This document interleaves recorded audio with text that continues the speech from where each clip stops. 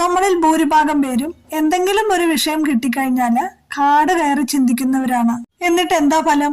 അങ്ങനെ ചിന്തിച്ചു കൂട്ടിയിട്ട് നമ്മൾ ചെയ്തു തീർക്കേണ്ട കാര്യങ്ങൾ പോലും നമുക്ക് ചെയ്യാനായിട്ട് സാധിക്കില്ല. അപ്പൊ എന്ത് ചെയ്യണം? അത്തരത്തിലുള്ള ചിന്തകൾ വരുമ്പോ അതിനെയൊക്കെ നമ്മൾ സ്വയം കണ്ടെത്തിയിട്ട് അതിനെ നിയന്ത്രിക്കാനായിട്ട് സാധിക്കണം.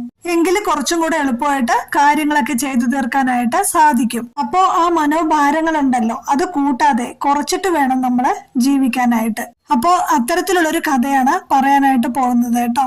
ഒരു രാജാവ് നായാട്ടിനായിട്ട് പോകുമായിരുന്നു. ഒരു അരുവിയുടെ തീരത്തു കൂടിയാണ് പോകുന്നത്. അപ്പോ എതിർവശത്തു നിന്ന് ഒരു വൃദ്ധൻ ഇങ്ങനെ വരുന്നുണ്ടായിരുന്നു. അദ്ദേഹത്തിന്റെ തലയിൽ വലിയൊരു വിറക് കെട്ടുമായിട്ടാണ് അദ്ദേഹം വരുന്നത്. എന്നിട്ട് എന്ത് ചെയ്തു?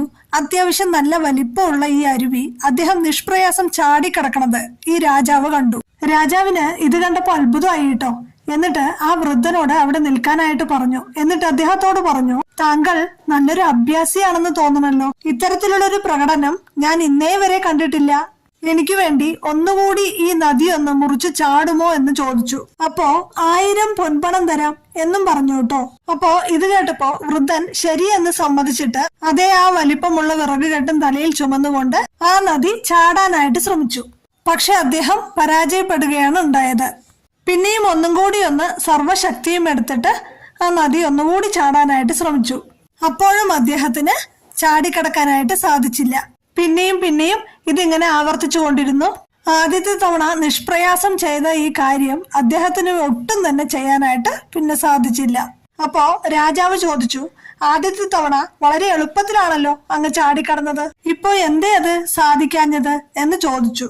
അപ്പൊ ഈ വൃദ്ധൻ പുഞ്ചിരിച്ചുകൊണ്ട് രാജാവിനോട് ഇങ്ങനെ പറഞ്ഞു, ആദ്യത്തെ തവണ ചാടിക്കിടക്കുന്ന സമയത്ത് എന്റെ തലയില് ഈ വിറക് കെട്ടിന്റെ ഭാരം മാത്രമേ ഉണ്ടായിരുന്നുള്ളൂ. പക്ഷെ ഇപ്പൊ അതല്ല, ഈ വിറകിന്റെ ഭാരത്തോടൊപ്പം അങ്ങ് പറഞ്ഞ 1000 സ്വർണ്ണ നാണയങ്ങളുടെ ഭാരം കൂടി എന്റെ തലയിൽ ഇപ്പോ വന്നിട്ടുണ്ട്. അതുകൊണ്ടാണ് എനിക്കിപ്പോ ചാടിക്കിടക്കാനായിട്ട് പറ്റാത്തത് എന്ന് പറഞ്ഞു. എത്ര സത്യമായിട്ടുള്ള കാര്യങ്ങളാണ് അല്ലേ? നമ്മളിൽ പലരും നമ്മൾ അറിഞ്ഞോ അറിയാതെയോ ഇങ്ങനെയുള്ള മനോഭാരങ്ങള് മനസ്സിൽ കൂട്ടി വെച്ചിട്ടുണ്ടാവും. എന്നിട്ട് എന്താ കാര്യം? നമുക്ക് ഇങ്ങനെ എളുപ്പത്തിൽ ചെയ്യാൻ പറ്റുന്ന കാര്യങ്ങൾ കൂടി നമ്മൾക്ക് ചെയ്യാൻ പറ്റാതായിട്ട് വരും. അപ്പൊ എന്താ ചെയ്യേണ്ടത്?